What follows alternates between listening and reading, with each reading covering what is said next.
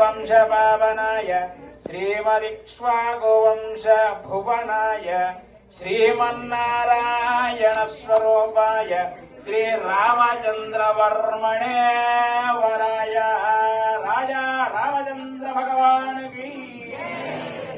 ఆ తరువాత అటుపక్క యాజ్ఞవల్కి మహర్షి వాళ్ళు చెబుతున్నారు. ఏం చెబుతున్నారయ్యా అంటే చతుస్సాగర పర్యంతం గోబ్రాహ్మణేభ్యః శుభం భవతు. ఆంగీరస అయాస్య గౌతమత్రయార్షేయ ప్రవరాన్విత గౌతమసగోత్రోద్భవస్య స్వర్ణరామ మహారాజవర్మణో నప్త్రే చతుస్సాగర పర్యంతం గోబ్రాహ్మణేభ్యః శుభం భవతు.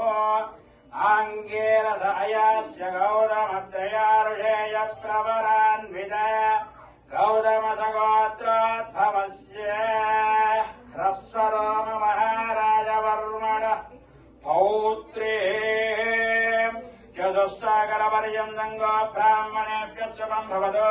ఆంగీరసయాస్య గౌతమత్రయార్షేయ ప్రవరాన్విత గౌతమసగోత్రోద్భవస్య శ్రీరధ్వజ జనక మహారాజవర్మణ పుత్రే చతుస్సాగర పర్యంతం గోబ్రాహ్మణేభ్యః శుభం భవతు.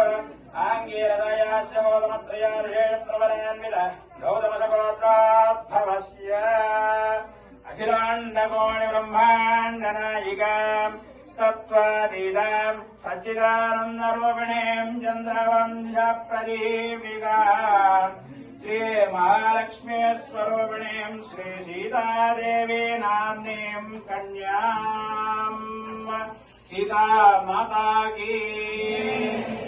అఖిలాండకోణి బ్రహ్మాండ నాయక శ్రీ శ్రీరామచంద్ర భగవానుకి. శ్రీరామచంద్ర భగవాన్ అనడానికి లేదు, సీతాలక్ష్మణ హనుమత్ సమేత శ్రీరామచంద్ర భగవానుకి. ఎందుకంటే